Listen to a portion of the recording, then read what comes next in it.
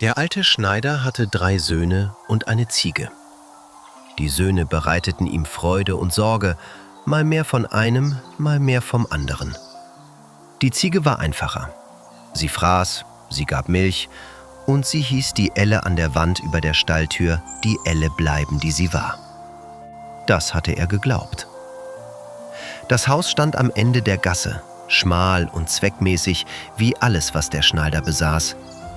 Die Werkstatt im Erdgeschoss, die Kammer der Söhne darüber und der kleine Stall im Anbau, wo die Ziege wohnte. Sie war seit 6 Jahren da. Sie hatte die Wandfarbe der Küche gekannt, bevor sie nochmal gestrichen worden war.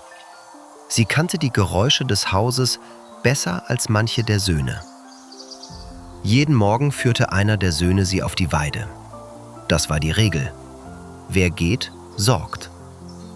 Der Schneider hatte die Regel gesetzt, ohne sie auszusprechen. Es war keine Ansage nötig gewesen, nur das einmalige Zucken seiner Schultern in Richtung Stall und ein Blick, der sagte: Ihr wisst, wie das geht. An dem Abend kam Kaspar mit der Ziege zurück. Er war der Älteste, groß und ein bisschen rund an den Schultern, von jahrelangem Bücken über die Hobelbänke seines Lehrherrn. Er band die Ziege in den Stall und wischte sich die Hände an der Schürze ab. »Sie hat gut gefressen«, sagte er. »Den ganzen Nachmittag.« Der Schneider nickte. Er nähte. Er wartete, bis Kaspar wieder oben war, dann legte er die Nadel beiseite. Im Stall roch es nach Tierwärme und Streu und dem leichten Gestank alter Milch. Die Laterne machte einen Schein auf die Holzwand. Die Ziege stand mitten im Stall und reckte den Hals, als er eintrat. Diese Art, die Ohren zu heben und zu warten, als würde der Besuch erwartet. Er kniete sich hin und streichelte ihr zwischen den Hörnern. Das Fell war warm. Ein Reflex. Er streichelte sie nicht aus Zuneigung, er streichelte sie so, wie man Stoff abtastet, um zu prüfen. »Na, Zieglein, bist du auch satt?« Die Ziege hob den Kopf. Ein Augenblick lang schien sie nachzudenken, oder das, was bei einer Ziege nachdenken heißt. Dann öffnete sie das Maul, und was herauskam, war kein Meckern. Es war ein Reim. »Ich habe mich satt gesessen, hab kein einzig Blatt gegessen. Mäh, mäh.« Der Schneider stand auf. Das Tier hatte kein Gras bekommen. Das Kind hatte ihn angelogen. Das war der Gedanke, und er kam schnell und sicher, wie ein Stich, der trifft. Die Elle hing an der Wand neben der Stalltür. Er ließ sie hängen und ging ins Haus zurück. Oben brannte noch Licht. Der Schneider stieg die Treppe hinauf, und Kaspar sah ihn kommen und stand vom Stuhl auf, weil das die Art war, wie er Dinge tat, aufstehen, wenn der Vater eintrat, in der Hoffnung, dass Aufmerksamkeit Wohlwollen bedeutete. Es bedeutete es nicht heute. »Du hast die Ziege nicht geführt«, sagte der Schneider. »Du hast sie hungern lassen und mir ins Gesicht gesagt, sie sei satt. Das ist nicht recht.« Kaspar öffnete den Mund. Er hatte mehr zu sagen, als er je sagen konnte. Das war immer so gewesen. Er war der, der zu viel erklärte und am Ende weniger erreichte. »Vater, ich hab sie den ganzen Nachmittag.« Die Ziege hat mir gesagt, was gewesen ist. Das war die Mauer. Keine Lücke darin, keine Öffnung für weiteres Reden. Kaspar sah es und wusste es. Er drehte den Ring an der rechten Hand. Ein kleiner goldener Ring, den er seit Jahren trug, seit dem Jahr, als die Mutter gegangen war, und schwieg. Der Schneider zog die Elle aus dem Haken. Nicht hastig. Er maß die Strafe, wie er Stoff maß. Sachlich, ohne Überschuss. Danach stand Kaspar am Tor mit einem kleinen Bündel in der Hand. Er sah sich noch einmal um. Die Tür war schon zu. Am 2. Tag kam Lorenz zurück mit der Ziege. Der zweite Sohn, ein Jahr jünger als Kaspar, hatte die Schultern seines Vaters geerbt und sonst wenig, oder so hatte er es immer empfunden. Er band die Ziege an und kam herein, und schon an der Art, wie er die Hände in die Taschen steckte, war zu sehen, dass er sich der Lage sicher war. »Sie hat gut gefressen. Mehr als sonst, glaube ich.« Der Schneider nickte. Er wartete. Im Stall, die Wärme, der Gestank, das Licht. Die Ziege dieselbe Haltung, Kopf hoch, Ohren auf. Und dann, auf die Frage des Schneiders, ohne Zögern: »Ich habe mich satt gesessen, hab kein einzig Blatt gegessen. Mäh, mäh!« Lorenz stand oben am Fenster und sah seinen Vater die Treppe hochkommen. Und in dem Moment, in dem kurzen Moment, bevor sein Vater das Zimmer betrat, zog er die Münze aus der Tasche und ließ sie durch die Finger laufen. Eine Silbermünze, immer dabei, immer dieselbe. Er steckte sie zurück.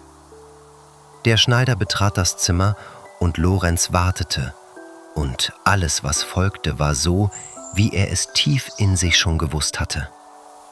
Er war der Mittlere, und das Mittlere bekam nie recht. Er schwieg früher als Kaspar, er widersprach weniger. Er wurde kleiner, nicht lauter. Er nahm sein Bündel und ging, ohne sich umzusehen. Das war schlimmer als Kaspars Blick zurück. Denn der Blick zurück bedeutete noch, dass etwas da sein könnte. Lorenz' gerader Schritt zur Tür bedeutete, er hatte nicht erwartet, dass es etwas gab.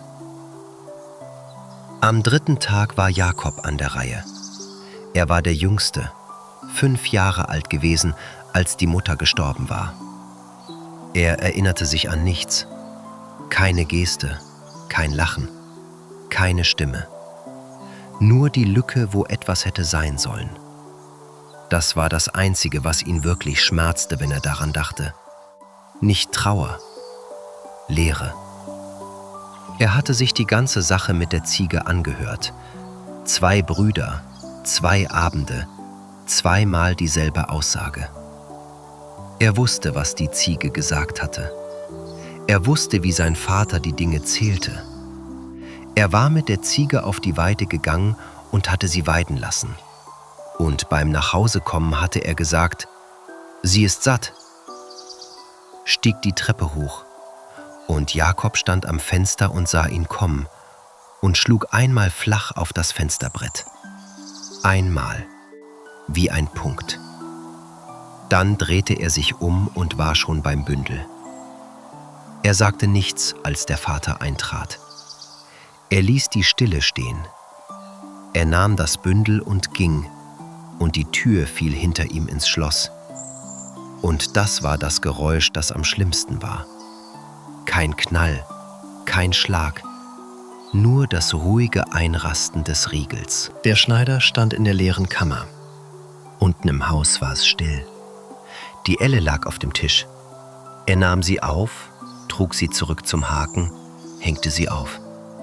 Seine Hände zitterten nicht. Das war das Beunruhigende. Er hatte es getan, weil er methodisch war. Das war das Einzige, das er sich selbst sagte, als er am nächsten Morgen die Ziege aus dem Stall führte. Ich überprüfe die Dinge. Das ist das Richtige. Die Weide war nass vom Tau. Die Ziege zog an der Leine und ließ sich von ihr zurückziehen und zog wieder. Das war ihr Rhythmus. Er hielt die Leine locker und ließ ihr die Länge, die sie brauchte. Er hatte Zeit. Den ganzen Morgen fraß sie. Er saß auf einem Stein und beobachtete sie und wartete darauf, dass sie aufhörte. Sie hörte nicht auf.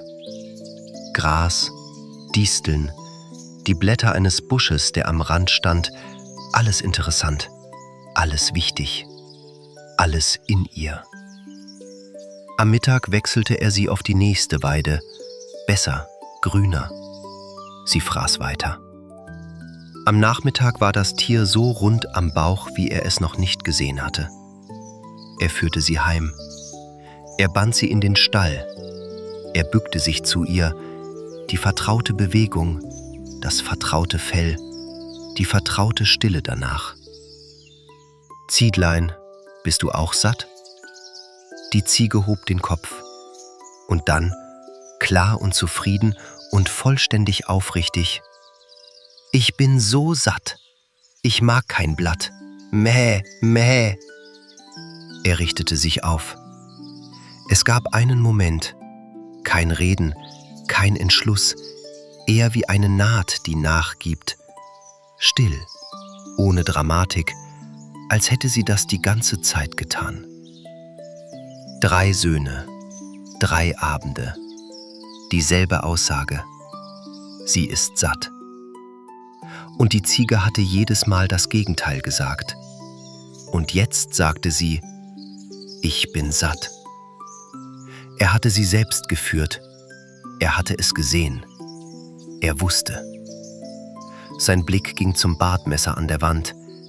Er hatte nicht beschlossen, es zu nehmen. Seine Hand hatte es genommen, bevor der Gedanke fertig war. Das Fell unter den Fingern, der dünne Hals der Ziege, das Messer. Die Bewegung kam aus 30 Jahren des Arbeitens, des Präzise-Seins, des Reagierens auf Material. Er seifte sie ein, die Hände im Schaum, das Rasiermesser kalt. Die Ziege zuckte, einmal. Dann stand sie still. Er scherte ihr den Kopf kahl. Sie wartete, bis er fertig war. Dann rannte sie. Durch den Stall, durch die Tür, die er nicht schnell genug schließen konnte, hinaus in die Gasse. Und dann war sie weg. Und der Abend fiel ein und der Stall war leer. Er stand im leeren Stall und hörte sich atmen. 3 Söhne. Er hatte 3 Söhne vertrieben, für das, was ein Tier ihm gesagt hatte. Das Tier war weg. Die Söhne waren weg. Er wusste nicht, wo sie waren. Er griff in die Tasche und fand einen Fetzen Stoff, ein Reststück, das er am Morgen dort gelassen hatte, ohne zu wissen warum. Er faltete ihn. Gerade wieder auf, wieder falten, gleichmäßig. Die Hände brauchten etwas. Er ging ins Haus. Er stieg die Treppe hoch in die leere Kammer. Er setzte sich. Er holte die Nadel und den Faden und fing an zu nähen, weil er nicht wusste, was er sonst hätte tun sollen. Die Stille war zu groß für die Menge Haus, die da war. Kaspar hatte beim Schreinermeister Arbeit gefunden, 2 Tagesreisen von zu Hause, in einer Stadt, die nach Holzspänen und Leder roch. Der Meister war ein großer Mann mit kleinen Händen und der Überzeugung, dass Handwerk eine Haltung war, keine Technik. In der ersten Woche roch Kaspar zum ersten Mal frisch gehobeltes Eschenholz. Nicht das dumpfe Geruchswerk einer Werkstatt, das sich über Jahre in die Wände einzieht, sondern Holz, das gerade jetzt aufging.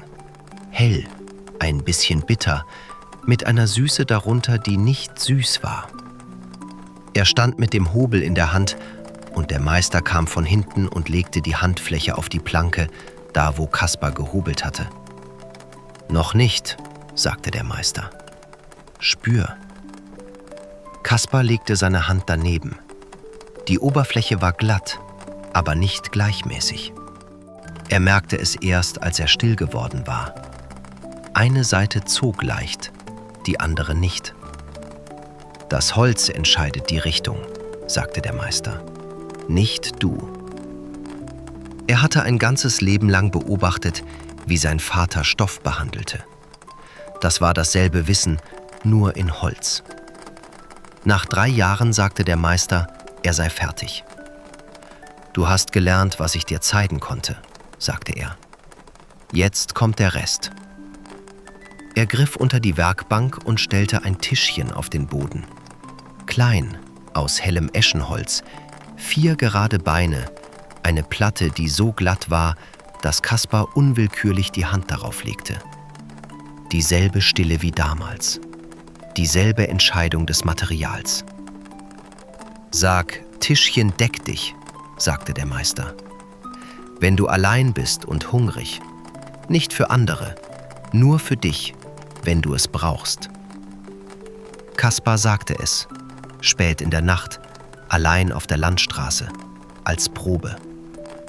Tischchen, deck dich. Das Tischchen klapperte einmal, leise. Das Geräusch von Holz, das sich setzt, von etwas, das erwacht.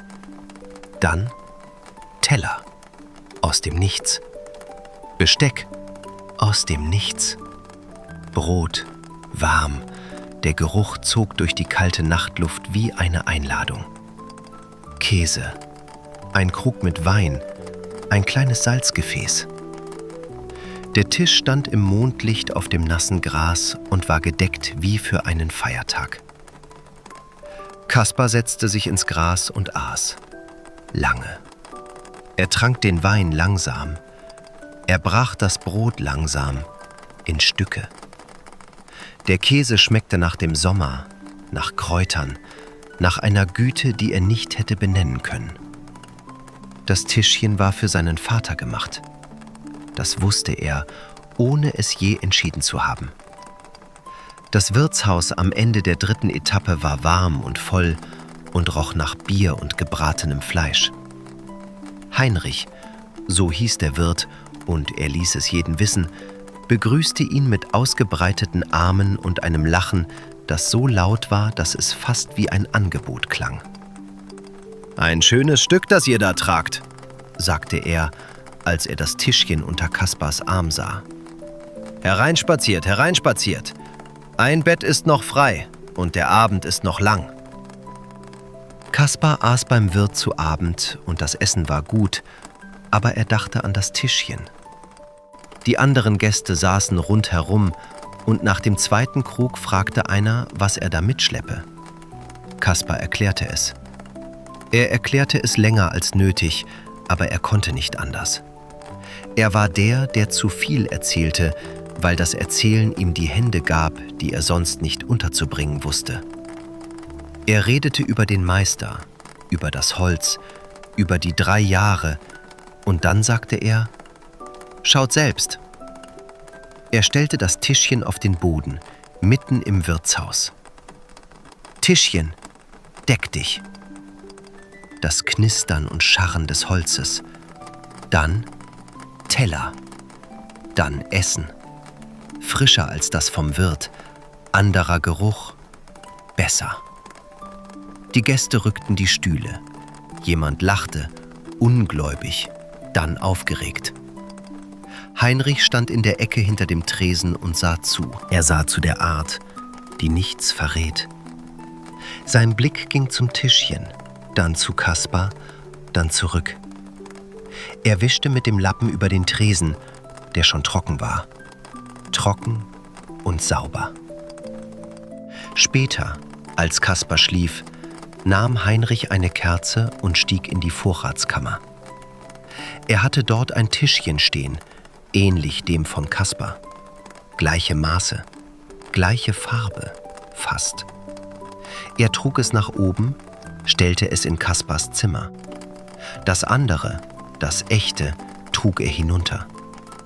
Er stellte die Kerze ab. Er wischte mit dem Lappen über den Tresen, einmal, zweimal. Das Holz war trocken. Er war zufrieden. Zu Hause war das Haus kleiner, als Kaspar es in Erinnerung gehabt hatte.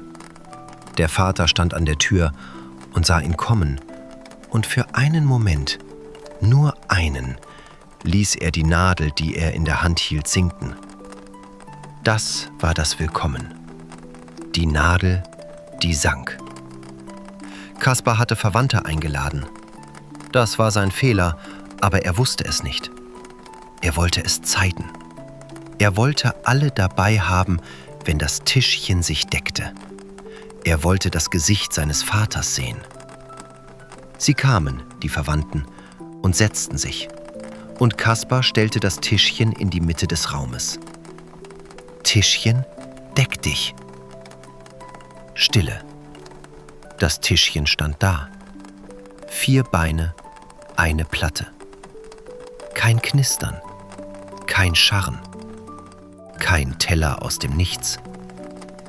Die Stille hatte das Gewicht von allem, was Kaspar in den letzten 3 Jahren erhofft hatte, jetzt auf einmal.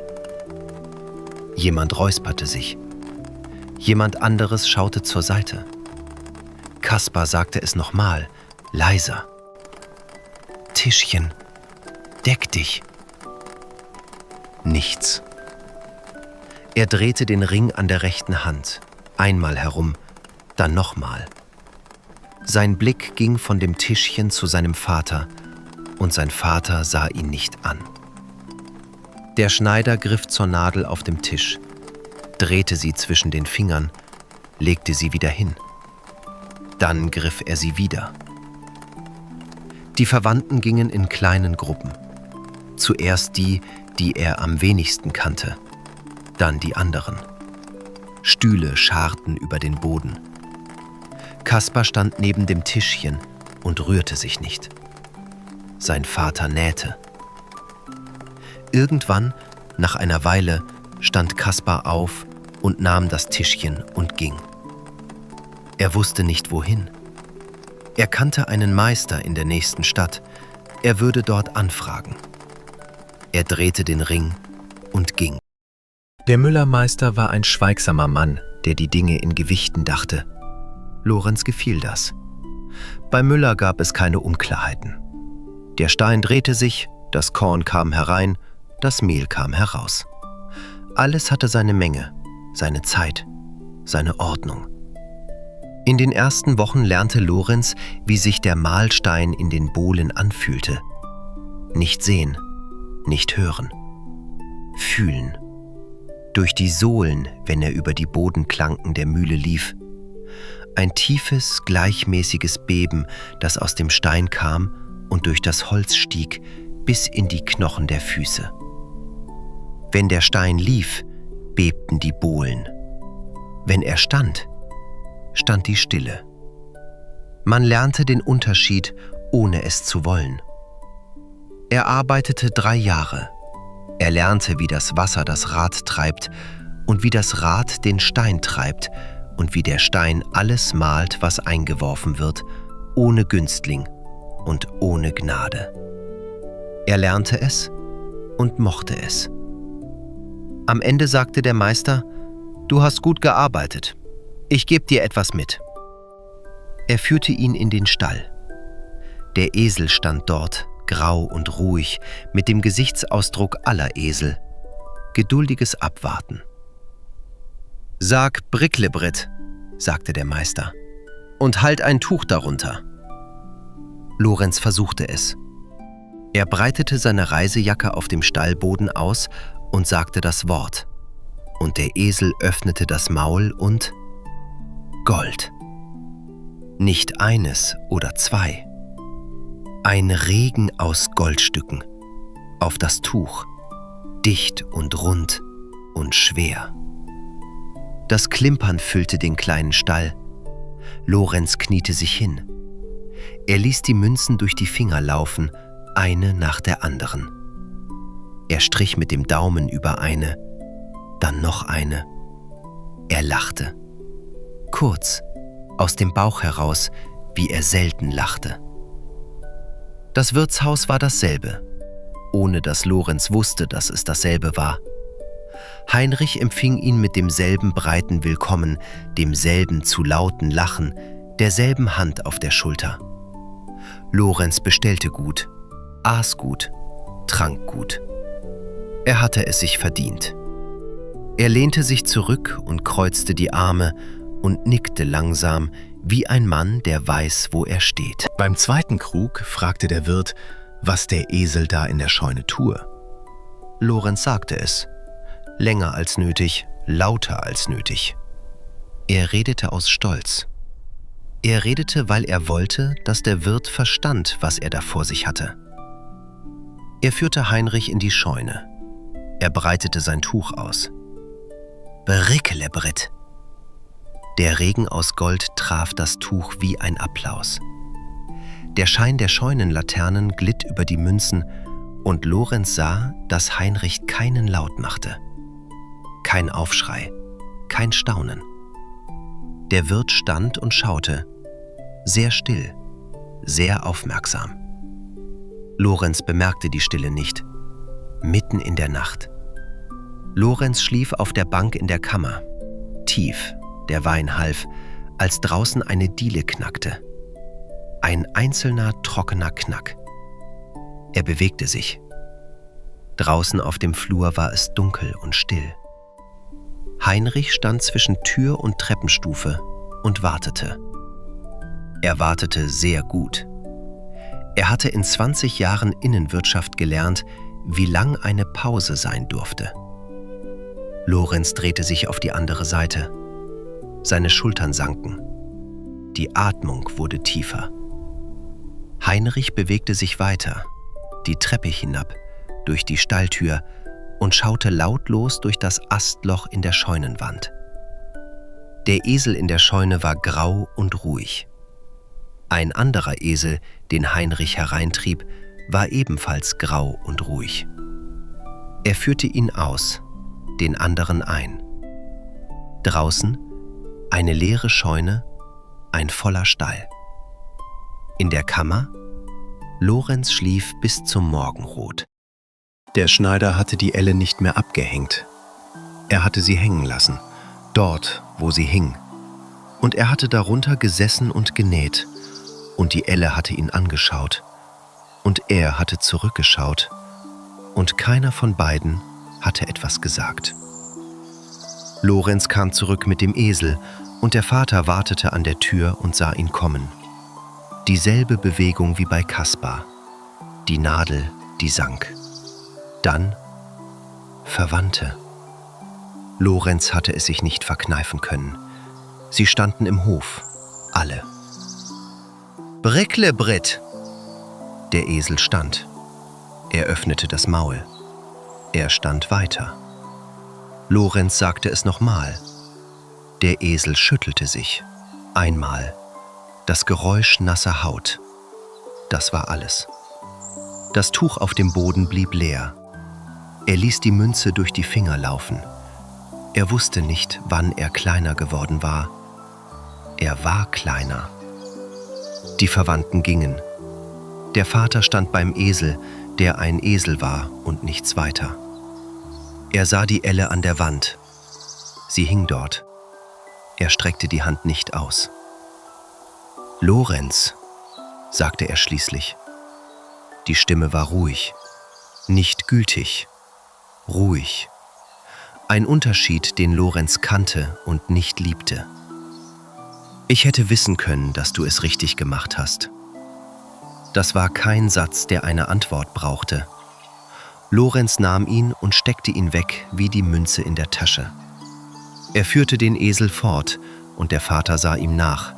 Und dann ging er rein und nähte. Der Brief seiner Brüder war kurz.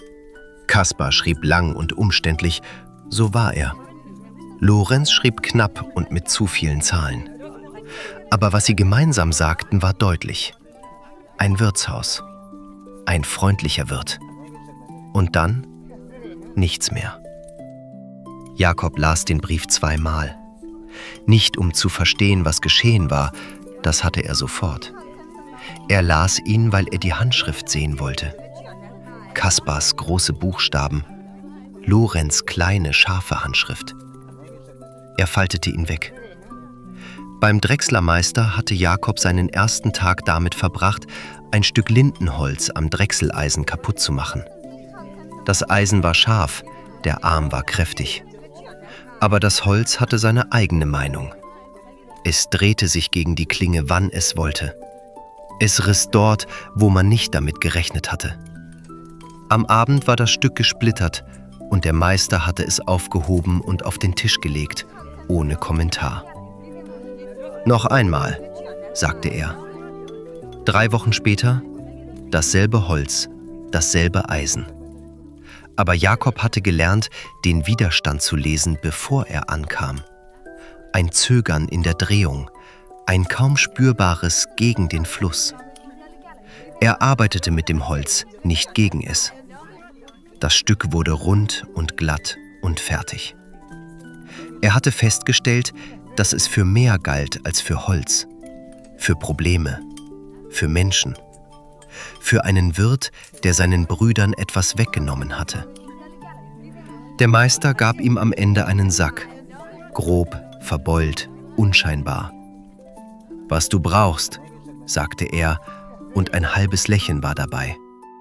»Wenn die Zeit kommt, weißt du, was du sagst.« Jakob wusste es. Das Wirtshaus kam nach 3 Tagen und es war so, wie die Brüder beschrieben hatten. Warm, voll, ein Mann mit lautem Lachen. Heinrich breitete die Arme aus und rief ihn herein, und Jakob trat ein, den Sack über der Schulter.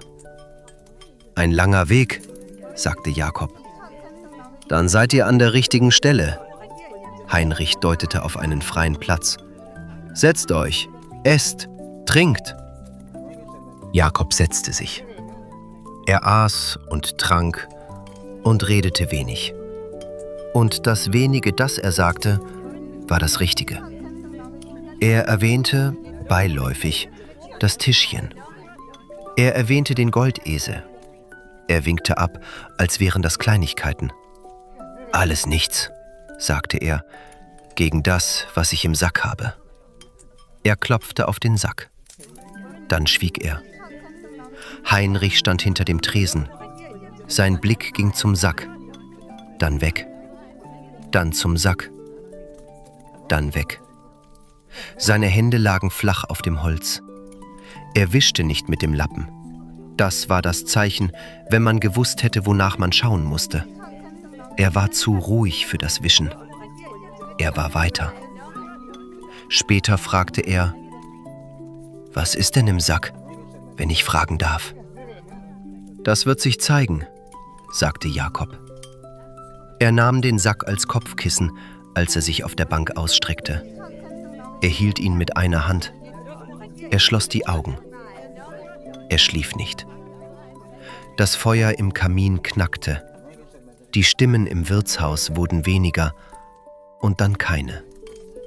Irgendwann das Schaben eines Stuhls, das Löschen einer Kerze. Dann Stille. In der Stille ein Schritt. Leise, auf den Zehenspitzen, mit der Sorgfalt von jemandem, der weiß, dass er gehört werden könnte. Ein zweiter Schritt. Näher kommen. Jakobs Hand schloss sich um den Sack. Einmal. Fest. Er wartete. Die Hand, die nach dem Sack griff, war vorsichtig. Fast sanft. Heinrich war geübt darin. Er zog. Der Sack bewegte sich einen halben Zoll. Dann noch einen.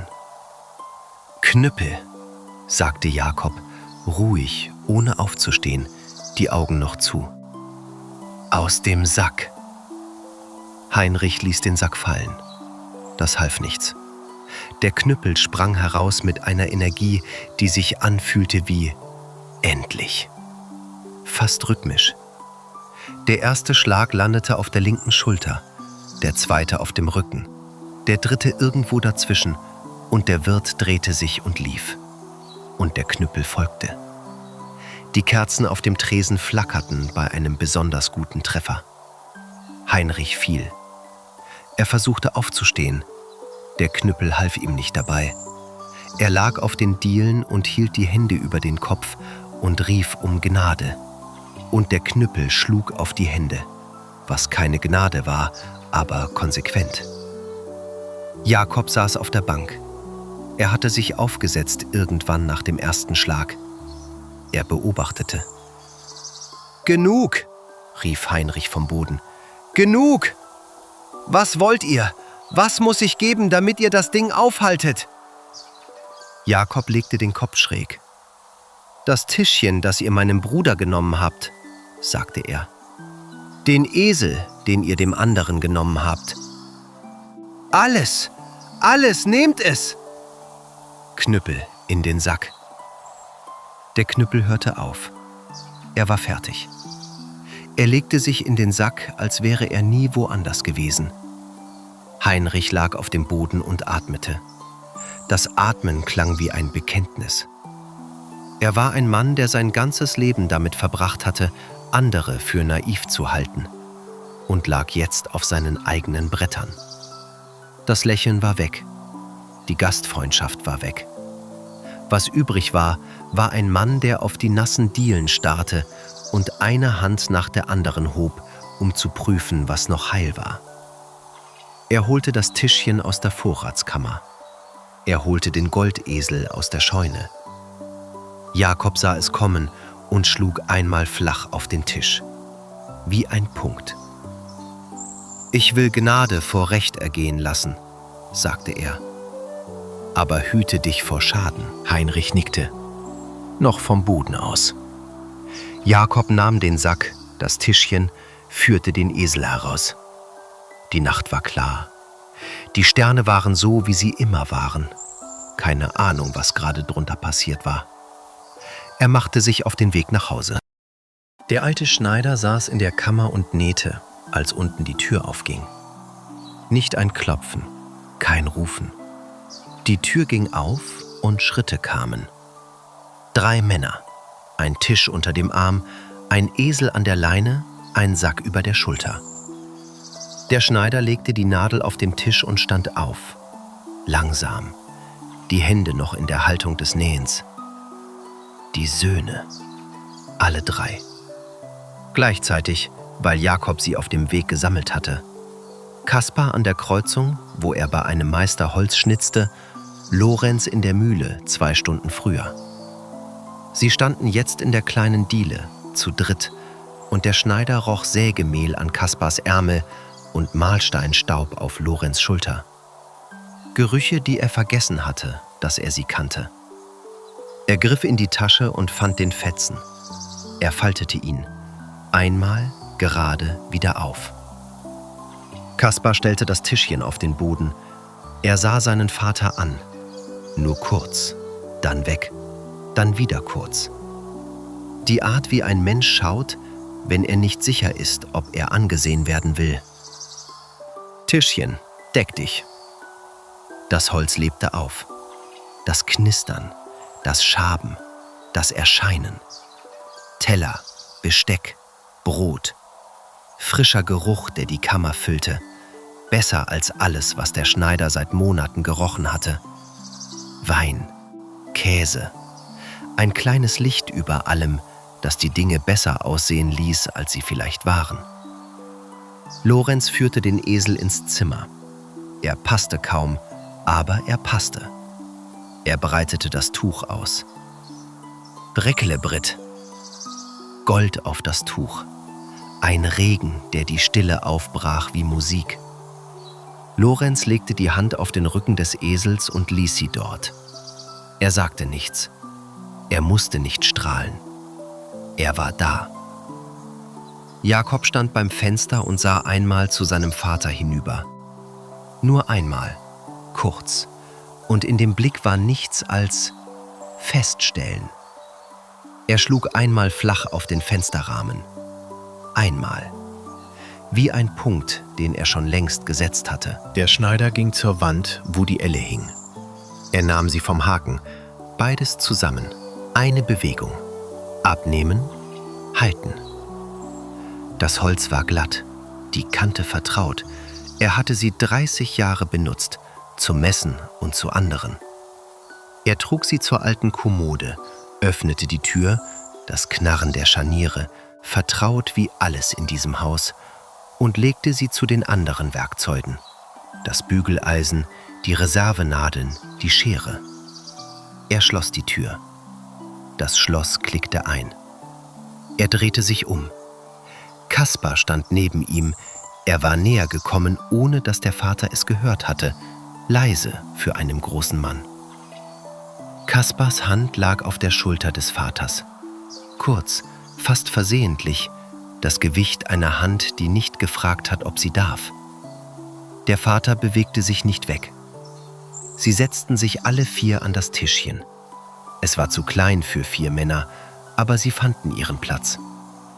Das Brot kam, der Käse kam, der Wein. Und an einem Punkt, zwischen dem ersten und dem zweiten Becher, streckte Kaspar die Hand aus, nach dem Salzgefäß, und dabei blitzte der Ring an seiner rechten Hand auf. Er drehte ihn nicht. Er lag ruhig, wie ein Ring an einer Hand, die gerade woanders damit beschäftigt ist, bei dem Tisch zu sein. Der Schneider sah es. Er sagte nichts. Er nähte heute nicht mehr. Das war das Einzige, was wirklich zählte an diesem Abend. Er nähte nicht. Und dann ist da noch die Sache mit der Ziege. Das will ich euch sagen. Sie lief nach dem Scheren auf die Felder hinaus und dann in den Wald, weil der Wald das Einzige war, das ihr eingefallen war. Ihr Kopf war kahl und kühl in der Abendluft. Sie konnte das Fell nicht vermissen, sie hatte kein Wort dafür, aber sie wusste, dass etwas anders war und sie wusste, dass sie das nicht zeigen wollte. Sie fand den Fuchsbau im Dämmerwald. Der Fuchs saß davor und sah sie kommen, und was er sah, ließ ihn aufspringen. Ein Tier ohne Fell auf dem Kopf, mit leuchtenden Augen in der Dämmerung. Das war keine Ziege. Das war etwas anderes, und der Fuchs war klug genug, um bei etwas anderes nicht zu warten. Er verschwand in den Wald, blitzschnell, kein Zögern, einfach weg. Die Ziege trat in den Bau. Bald kam der Bär zurück, seinen Bau suchen. Er sah die Augen im Dunkel. Der Bär, der keine Angst kannte vor Hunden und Jägern und Stürmen, machte auf der Stelle kehrt. Das Gebrumm, das er machte beim Laufen, klang wie Entschuldigung. Die Ziege blieb im Bau. Sie war die einzige auf ihrer Bühne. Das hatte sie immer gewollt. Dann kam die Biene. Sie summte durch den Eingang des Baus, ohne Erlaubnis, ohne Voranmeldung, mit der Sorglosigkeit aller kleinen Dinge, die wissen, dass sie genug Stiche haben. Sie sah die Ziege. Sie stach. In den kahlen Kopf, wo kein Fell war, kein Schutz, nichts. Die Ziege rannte. Sie rannte aus dem Fuchsbau in den Wald und durch den Wald und weiter, und der Stich brannte und der Wind brannte und der kahle Kopf brannte. Und irgendwo in diesem Laufen hörte sie auf zu laufen und fing an, nur noch weg zu sein. Man hat sie nie mehr gesehen. Die Biene hat geantwortet. Das war das Ende. Wenn dich diese Geschichte berührt hat, dann bist du genau richtig hier. Regelmäßig erwacht ein neues Märchen zum Leben. Neue Stimmen, neue Welten. Abonniere diesen Kanal, damit du keines davon verpasst. Und wenn du jemanden kennst, dem diese Geschichte gefallen hätte, teil sie mit ihm. Manche Geschichten sind zu schön, um sie alleine zu hören,